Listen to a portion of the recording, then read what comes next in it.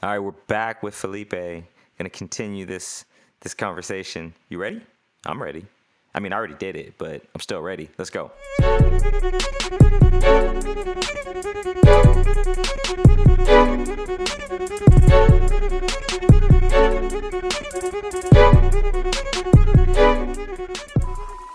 So how do you, like, what is it? I mean, you have a hell of a story, right? Being a Crip at 14, that's Crip, Blue, gang, like, just to be clear what I'm saying for the audience. Having an abusive household, right? Going into the Navy and still being a gang member, which I have to ask you about if we get to it. Like, this Isn't journey. the military just a big gang? The biggest. Politics is a big gang. The Republicans, Blue, fair. Crip, Democrats. Yeah. Oh, the Crips and Bloods. We get rid of all the gangs, yeah. we might have a better world, you know? Yeah. But you come to, like, you have a hardened past. So now you're at a place to actually look at people, meeting people where they are. From my perspective, it's all about compassion, right? Like, I don't have to like you. I don't have to care about what you do tomorrow, but I can at least care about your human existence. You exude compassion through your work. How do you channel that in those moments where you're spit on, being called the N-word, all of that? I wasn't always a therapist. Like you said, I was many things. I wore many hats. And I have to remember that, imagine if I had an intervention or a strategy at any given point in my time that equaled what I can give, how different my life would be. And I just always remember that. You know what I'm saying? I always remember that if I was at 14, if I had a mentor or a therapist even, or if my mom got therapy at that age, how different I would be. I might be a doctor. Or if my guidance counselor when I was 15 or 16, when I told her I wanted to be a lawyer, when she talked me out of it because of her knowing some of my gang ties and what neighborhood I stayed in, how that pushed me even further into gang activity. What if she was supportive and gave me some resources or told me what classes to take that would, give me that? We live in one of the most crime-ridden cities in the world. She knows plenty of black lawyers. Why don't she could have set me up with a mentor or something? Just knowing that at any given time, if the right intervention, the right strategy was in place, how different my life would be. That it took umpteen years to get on track. That if I had some interventions earlier, I could have been on track so much more. I could have been so much greater. I'm curious what so you said try not to put yourself on a pedestal, and I heard that a little bit in that answer. There is a calm, and I'll use the word humble. I don't know what else to use. The vibe that I'm picking up off of you, that is very much like you just get it. You've seen a lot of things in life, and you get that people require some grace. You talk about not putting yourself on a pedestal. Does ego play into that? Like, what are the components that you think play into people putting themselves on a pedestal, or, as Keith said, needing you to understand my point right now? I would say, I think ego is a big part of it. People don't want to feel less than. People want to feel important. People want to be stronger. A lot of times people have internal flaws within themselves. So to be able to big up themselves so those flaws aren't so evident, I think that comes into play. In my field, I think it's just I see a lot of one-upmanship. You know what I'm saying? I'm doing this, and that. But are you really doing this, and that? And even if you are you really living? I try to achieve a state of homeostasis, a state of some type of balance in my life, because I know just being a regular person is just as important as being a professional person. And I know that that's why I do, podcasting and graphic design and media, music, and all that stuff, because I have to have some type of normal to offset the professionalism. I see people throwing 100% at the professionalism, the conferences, the side hustles, and all that. But then when you look at them and you look internally into their soul, you'll see that they're not truly being genuine. They're cutting corners. They're not being ethical. They're not being moralistic. And they're not being good people. You know what I'm saying?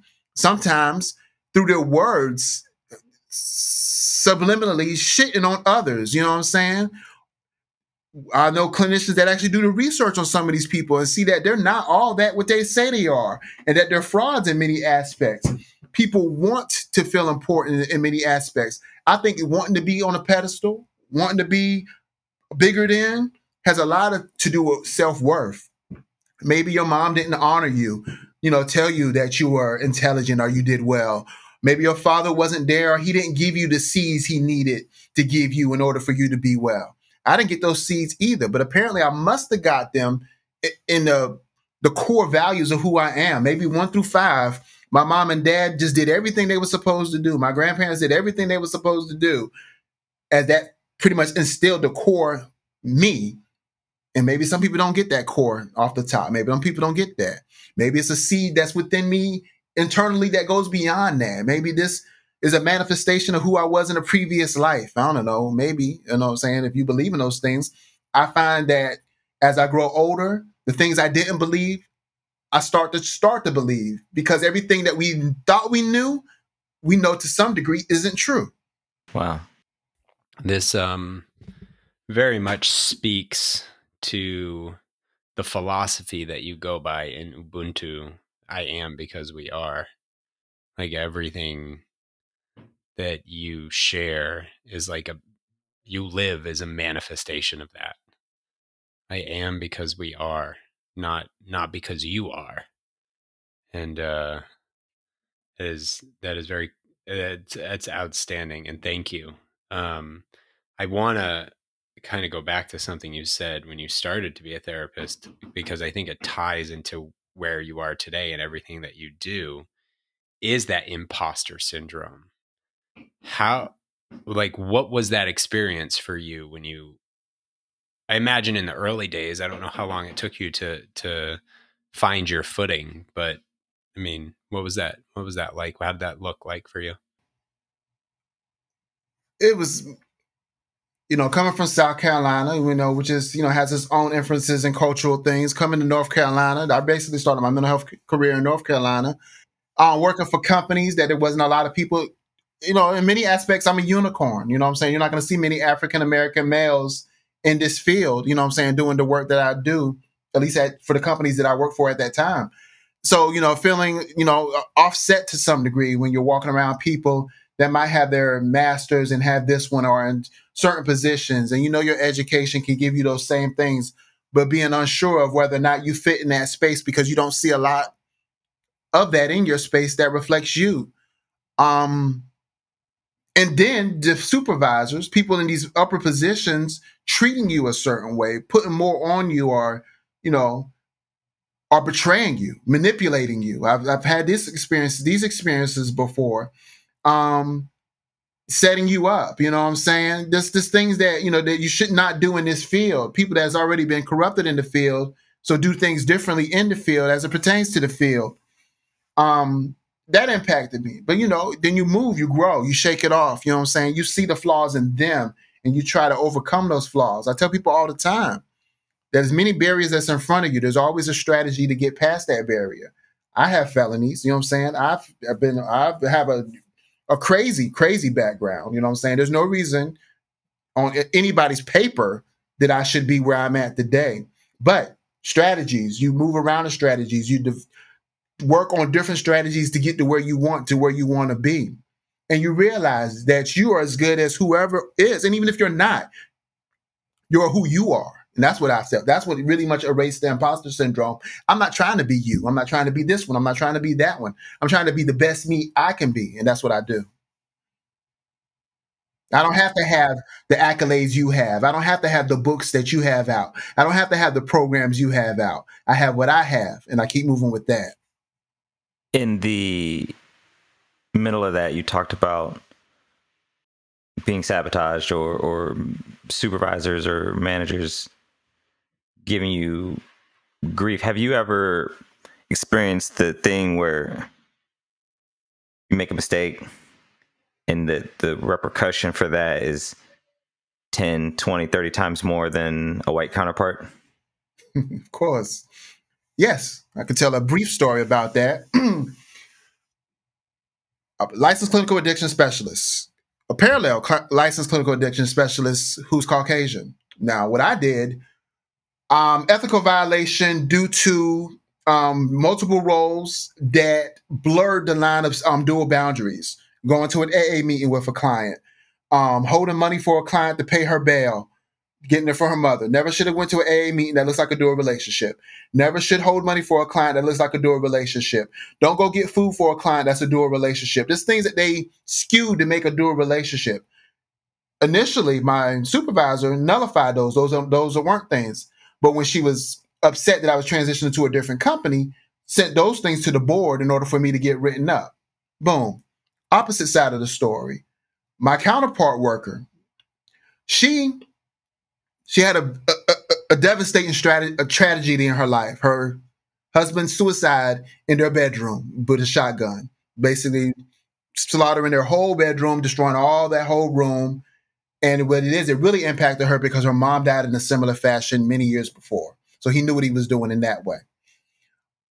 Boom, she relapsed. She was, a previous user of drugs. She relapsed. She was the head of what we call a Suboxone clinic, Suboxone management. So she would have peers come in, set them up with an assessment. 50% for you, 50% for me. Boom, boom, boom. She started to deteriorate. You could tell she was using. You could tell she was doing stuff she had no business doing. Having relationships with people that were considered clients for the company, for the agency. Having parties and drug parties, getting busted at drug parties, getting arrested for it. Agencies aware of it. The same clinical supervisor I have. She never got written up. Her stuff never got sent to the board. Her board was allowed to lapse. She does not have a ding on her license. Now you see what I did that was deemed on dual relationships is one thing. What she did was evidently ethical violations on multiple fronts, and nothing happened to hers. You know what I'm saying? So mine impacts my ability to work to some degree. She has no impact on what she can do. If she wanted to reapply for her license today, if she could get that felony expunged, she can do it. How about you, This Rodney? is Oh yeah, for sure. Do you like? I was asked. The question was a setup because I knew he was going to say yes. It's funny because I knew it was a set by the way you reacted, and I wrote it down, especially the expectation of more. But I think this is important because there is that these stories need to be heard, right? Because it's like, it's not that big of a deal, right? Like you're not getting special. This isn't happening. Right. This is very common from the white power dynamic. So I'm curious, Rodney, if you have a story that you want to share similar. Oh man, I don't even know where to go. I don't have one ready, but I will say this. There are a lot of reasons why it happens. Actually, I was in a clubhouse room yesterday, and a white guy who also works in tech was like, something happened in his job, and he realized that one of his black counterparts got harshly reprimanded for something that he's failed at many times in his career. And he realized, oh shit, like this isn't the same. So he was like, all right, my job now is to allow people that work for me to make as many mistakes as possible. Because the reason that he is where he is because he was allowed to make those mistakes and he was allowed to just be a human at work. And others haven't. And I think, I don't know. I will say for me, there's this air of like, I got to be better than everybody I work with to like show up, to like walk in the door. I got to be 10x better than you, meaning I can't go to sleep. I got to work harder. I got to know more, which is fraught with problems. And talking to my dad recently, I heard him talk about it for the first time, being in the FAA for 30 plus years. And my mom talks about it too.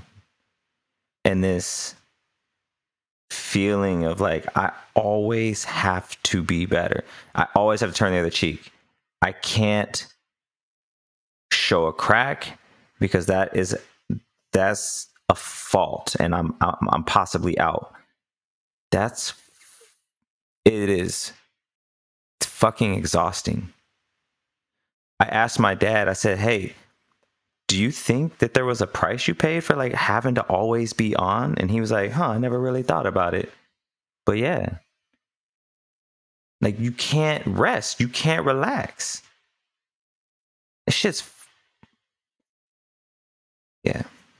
Right. And it's a stress. It's like you always got to be 100%. You always got to be on your A game. I feel like I have to do 150% just to be deemed at 80%. I mean, that's how I feel, even for a company that I work for now that is headed by an African-American female. I mean, those are probably the worst in some cases.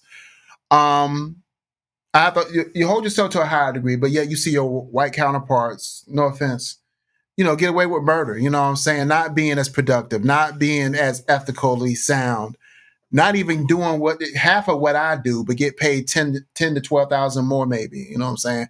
They get recognition for doing what? Their baseline job where I did this, and that. It's disgusting.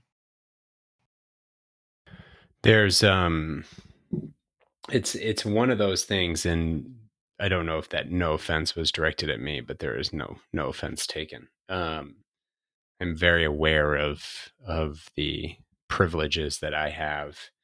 I think oftentimes like when Rodney and I started at our prior company, I knew how much he made because he was going to give me an opportunity to negotiate. And by happenstance, they ended up paying me 20% more. And my way up from a promotional standpoint has been, I mean, not always easy, but it's not like I ever think about these things, right? And I have this conversation with my wife a lot because it's similar, right? I mean, just from male to female dynamic. Like, she locks her door because we both work from home and the kids are home. So she'll lock the door so the girls don't come in and interrupt a call. Whereas I'm like, whatever, right? Like, I'll use it. I'm good, right? I don't let any of these things, and I thus have the ability to constantly be better. But my better is an acceleration. It's not a normalization. Right. And I know I can come to work and be like, yeah, I'm having a bad day. And no one sits there and goes, oh, what are all the biases that I'm going to ascribe to you that says your bad day means you're a bad person? They're just like, oh, Keith's having a bad day. Right. And I know it only becomes a problem when it becomes a pattern and it becomes a regular thing. It's not like that one time I showed up and now all of a sudden all you think about is me. And like, I feel it. And I put this out there because what you guys say, like, I don't know what that feels like. Literally, I feel the other side of that coin. Very much so. There's a good thing right there, like being late. Like, don't let me be 5 minutes late. Because then I've suffered the stereotype of black people being late. Like, for being late one time, let me be 1 minute late. Let you be 10 minutes late. It's okay. Like, there's not even a question. It's just like, yeah, it's annoying. But I don't get ascribed, oh, there's another white male being late today. Right. You don't get to take the baggage which piles down towards the reviews and everything. Right. That's right. It's America. And not AMERICA, AMERIKKA. Ice Cube version. Wow. Yeah. Lots of K's. I mean, I think what you're heading in this, I mean, this piece of the conversation, with not so much time left, but there's this weird desire or need to love this country, right? Like, I don't understand it. Like, I understand what the country is. Like, I see it for what it is. It's good and it's bad. Such a cultural need to not accept the bad. And it's just, it's like, it would be like, Felipe? Yeah. How do you feel about that? I believe America has one of the strongest propaganda campaigns on the entire planet. My family's not native of this country, you know what I'm saying? I was back and forth between, my native country and this country. Even when I was in the military, or my wife was in the military, you know, we see different types of media.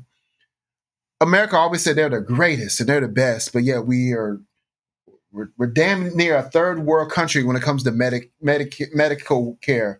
We're damn near a third world country when it comes to the housing crisis. We're damn near a third world country when it comes to employment opportunities.